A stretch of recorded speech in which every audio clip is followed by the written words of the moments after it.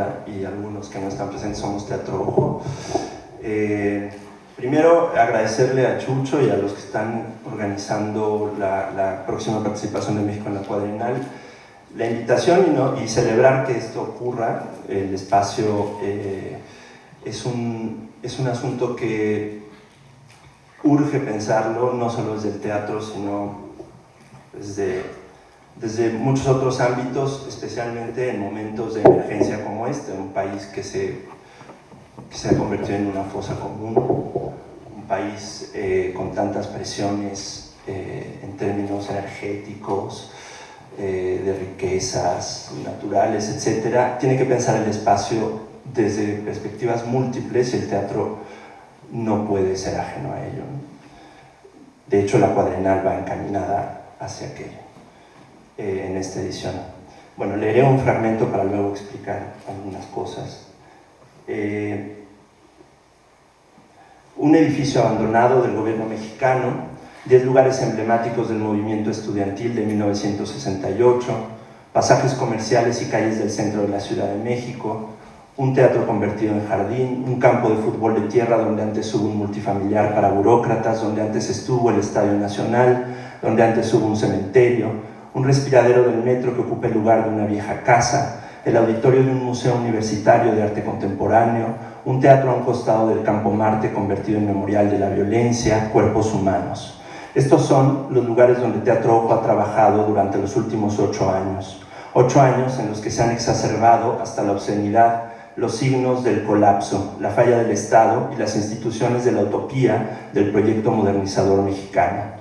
El derrumbe de nuestro mundo, ¿acaso no lo escuchamos?, convirtiéndose en un campo de ruinas que se acumulan ante nuestros pies. Los espacios que hemos encontrado para trabajar son ruinas, será mejor decir escombros, vacíos, huecos, donde intentamos aparecer, convocar fantasmas, darle cuerpo a los espectros de lo que falta, de los que faltan. Buscamos espacios de aparición cuando la desaparición es el signo nefasto de estos tiempos. Lo político es una cosa estética porque tiene que ver con apariencias, pero ¿dónde y cómo aparece lo que aparece? La actividad política, dice Rancière, es la que desplaza a un cuerpo del lugar que le estaba asignado o cambia el destino de un lugar. Hace ver lo que no tenía razón para ser visto. Hace escuchar un discurso allí donde el ruido solo tenía lugar. Hace escuchar como discurso lo que no era escuchado más que como ruido. Los que somos Teatro Ojo creemos que la historia es nuestro campo de batalla y que el arte es el dispositivo que permite remover el espacio y el tiempo, producir afectos que generen otras escenas. No pretendemos teatralizar la realidad, sino intervenir sus pliegues y sus capas, dislocar el tiempo y permitir que el pasado derrame sus efectos. Ensayamos, ahí donde trabajamos, intervenciones históricas que quieran romper con el encantamiento moderno del tiempo como un continuum vacío y homogéneo. Acciones donde la yuxtaposición de temporalidades abra paso a lo fallido y lo cancelado. Activar la memoria y buscar en la repetición aquellos momentos de represión y olvido. Desorganizar la organización de la mímesis. Repasar la historia tal como ha sido olvidada. Disparar contra los relojes para detener el tiempo, aunque bien sabemos que esto no nos basta. Teatro Ojo se llama Teatro Ojo en un guiño a Cine Ojo de Giga Bertov, y no me alargo más solo porque creemos que la mirada es una construcción política, no somos nosotros, estamos convencidos de ello, y es ahí un campo de intervención que hemos elegido para trabajar. Ahora les platicaré de algunos de los proyectos que precisamente cubren un arco de los últimos 8 años, del 2007 a la fecha, y vistos en retrospectiva, nos fuimos dando cuenta que se habían convertido también en un programa, de alguna manera, un poco como el historiador Avi Warburg decía para sí mismo, convertirse en sismógrafo capaz de convertir en signos las sacudidas, los terremotos, los pequeños sismos, las sismografías íntimas incluso. En el 2007 pudimos entrar al edificio que recién había abandonado la Secretaría de Relaciones Exteriores en Tlatelolco, el edificio construido, hito arquitectónico de la Ciudad de México, construido por Ramírez Vázquez y por Mijares, y que lo habían abandonado por fallas estructurales graves. Se habían mudado a la Alameda y este edificio quedó de súbito abandonado, como si la vida se hubiera suspendido, y encontramos un espacio vacío, lo que antes había sido una escenografía fastuosa del poder. Ahora era una ruina polvosa, habitada, es un decir, por cadáveres de cucarachas, por archiveros vacíos, por sótanos inmundos, inundados, por documentos olvidados, y sobre todo la posibilidad de acceder a esta gran arquitectura del poder en sus dos sentidos, de los sótanos hasta la oficina del ministro o la ministra, que fue la última en ocupar esa oficina en el piso 21, desde donde se contempla la ciudad bestial, entrañable.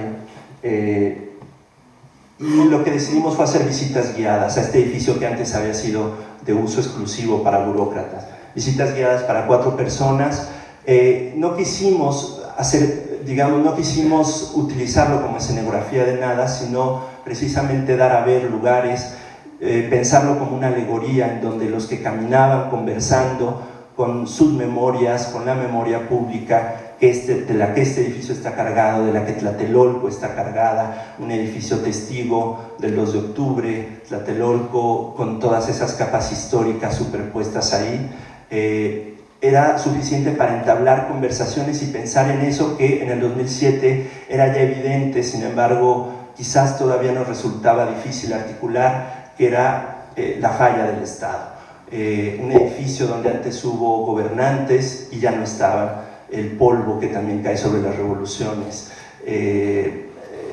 aquellos documentos extraviados que hablaban de un país, incluso nuestra mirada melancólica ante quizás todavía sentir la referencia del Estado como una posibilidad de convivencia política. En el 2008, a los 40 años del movimiento estudiantil, la universidad nos invita a participar como las piezas artísticas que conmemoraban el movimiento, no solo la matanza, sino el movimiento estudiantil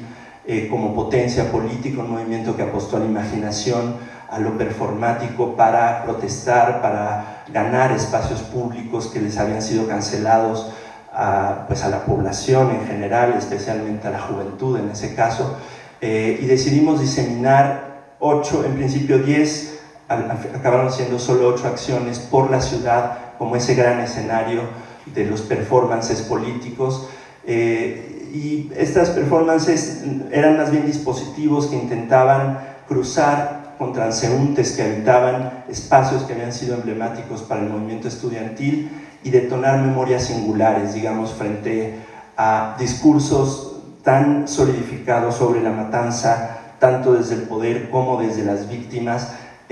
Nos parecía necesario activar memorias singulares que, si bien intentaban sí recordar el 68, también intentaban tratar de explicarnos ese presente que, como se presagiaba, un país que se militarizaba cada vez más y más, ¿no? Las estrategias fueron diversas, en casi todas la participación de los transeúntes que habitan esos lugares, esos espacios públicos todos en donde trabajamos en ese proyecto, participaban en distintas medidas, ¿no? Para el 2010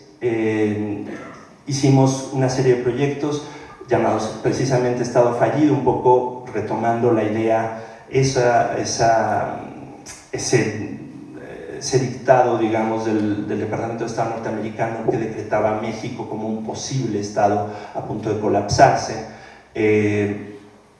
Lo llamamos así para pensar si el Estado era todavía algo que valía la pena apuntalar, algo sobre lo que podíamos seguir intentando apostar políticamente. Y para ello nos servía un libro que nos ha acompañado y un pensador que nos ha acompañado en muchos de estos proyectos, que es Walter Benjamin, el libro o el proyecto del libro de los pasajes, un libro inconcluso,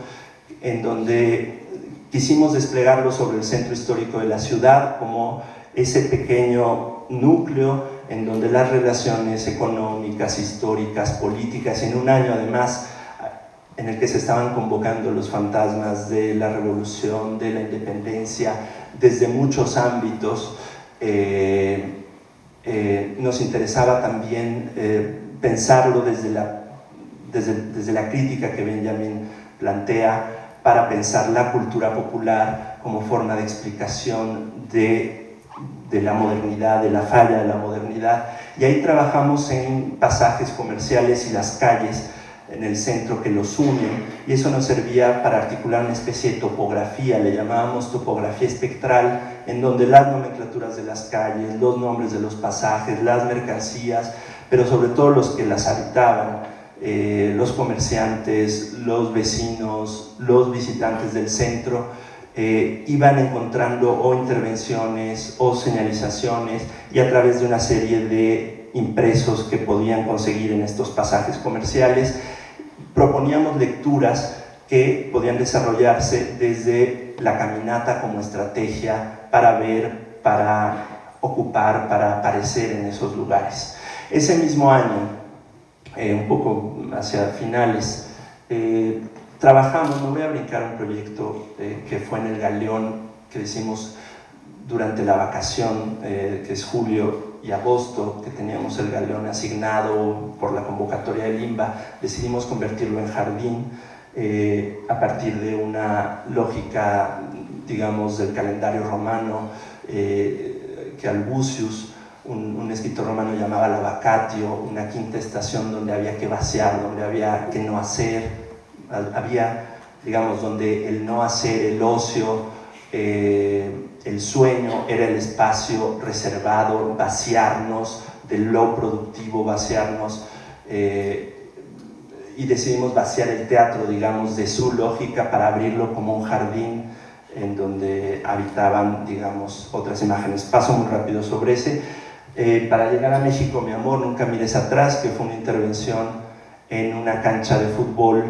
de Llanero, que está en la colonia Roma, donde antes estuvo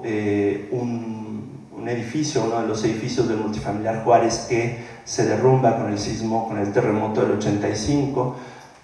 pero que además ese multifamiliar, emblema del proyecto modernizador de México en los 50s, cuando se proyectaba México como un país que se anclaba al capitalismo norteamericano y podía de alguna manera ser jalado por esa locomotora de la modernidad capitalista. Antes de ese edificio, ese multifamiliar, fue construido sobre el Estadio Nacional, construido por Vasconcelos como el gran teatro cívico y político, donde habría tablas gimnásticas, donde habría tomas de protesta de Lázaro Cárdenas, de Ávila Camacho, me parece que es el último que toma por posesión ahí, pero también habría exposiciones del régimen, etcétera, en el régimen post-revolucionario. Pero antes ese espacio estuvo ocupado por un cementerio, el Cementerio Civil de la Piedad. Así que esas capas históricas nos servían un poco como en una arqueología típica para ir desenterrando, digamos, esos estratos y pensarlos desde los equipos de fútbol que habitualmente juegan en esa liga de vecinos de la colonia Roma, y intervenir un partido de fútbol normal entre dos equipos, la Fuerza Sansón y los Hooligans, un partido que iba a ser interrumpido, digamos, periódicamente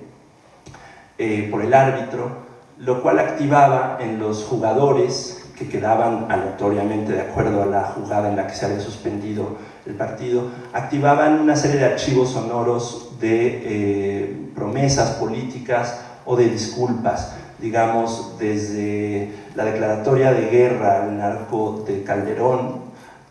pasando por las disculpas de López Portillo por no haber podido sacar de la postración de la pobreza este país, pasando por un montón de archivos sonoros, y que a la vez convivían durante el periodo en el que transcurría el partido con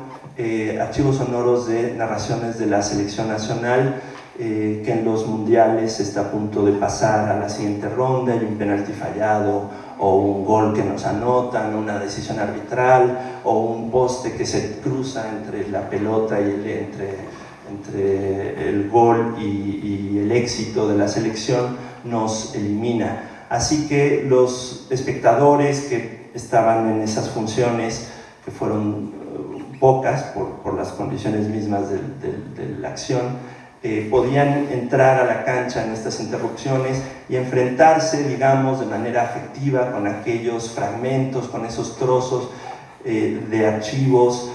de memoria, de historia, y construir, digamos, a la manera de un montador, constelaciones, digamos, constelaciones que lejos de explicar cronológica, causalmente una historia, intentaban más bien trabajar con la repetición, con lo reprimido, con lo olvidado. Un poco más adelante me brinco el respiradero del metro. Este era un respiradero del metro donde antes estuvo pues la casa de mi padre, donde nace mi padre, y hoy es un gran vacío, pero lo dejaré de lado en esta ocasión.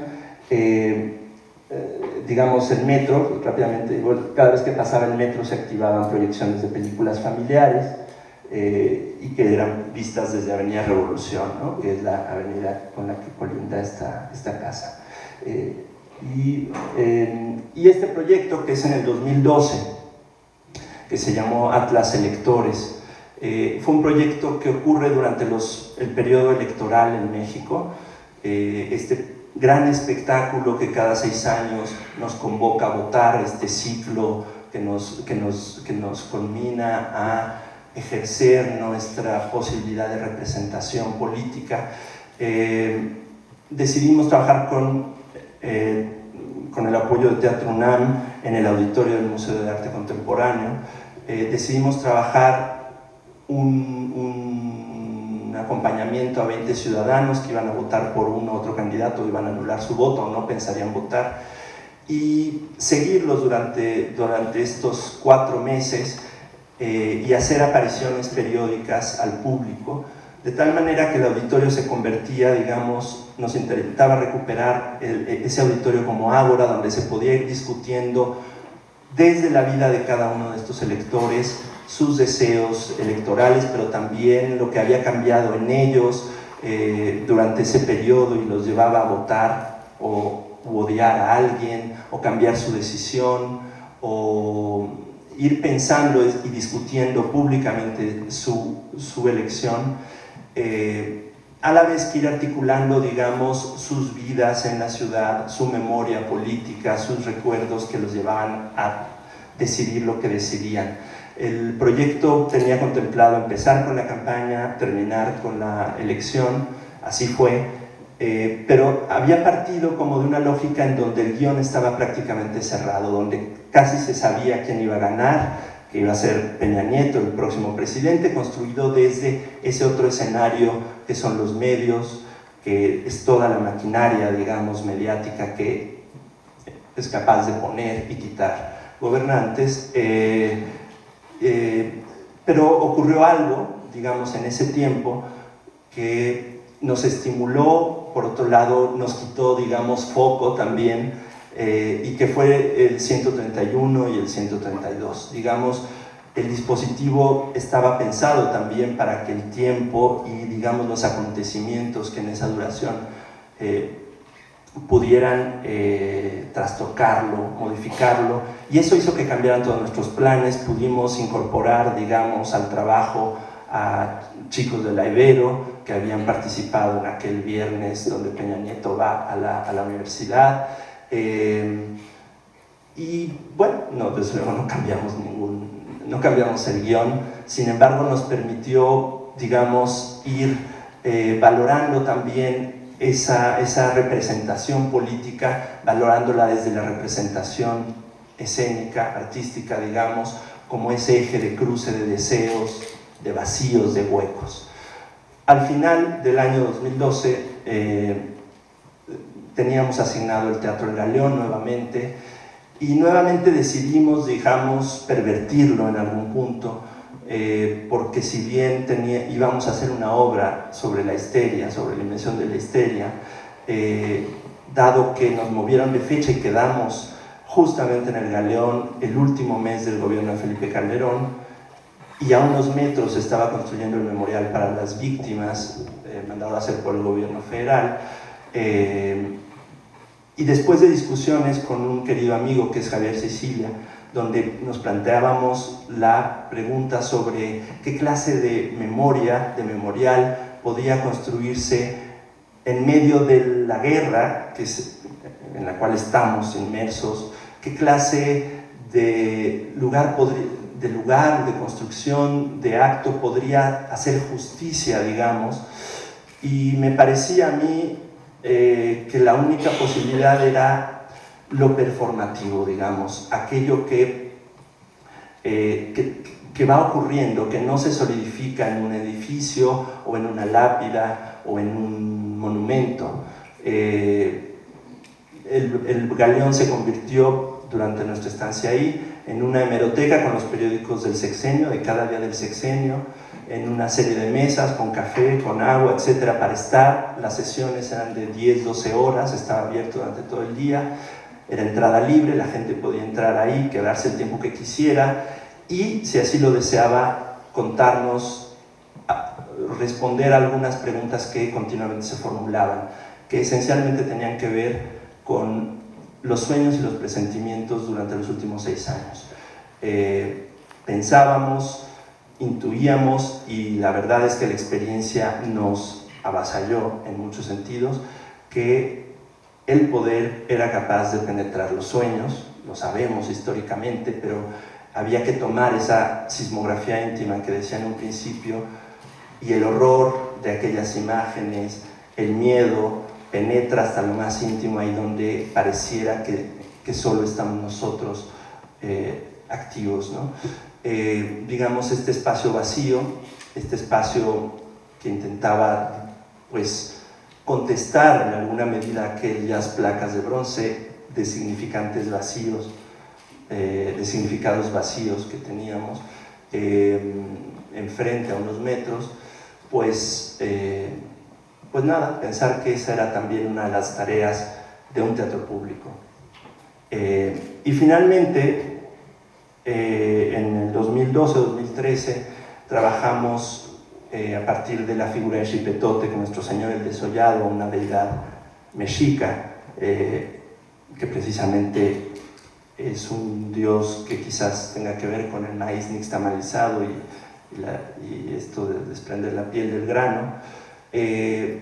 pero que se celebraban, su veintena se celebraba con el desollamiento de víctimas sacrificiales, y sacerdotes o xipenes, guerreros, vestían la piel de esa víctima desollada durante 20 días. La figura nos servía solo para pensar en el sacrificio, pensar en el cuerpo como última instancia, digamos, frente a una maquinaria de guerra desatada no solo en México, sino en el mundo. Y en este caso el lugar tuvo que ver más bien con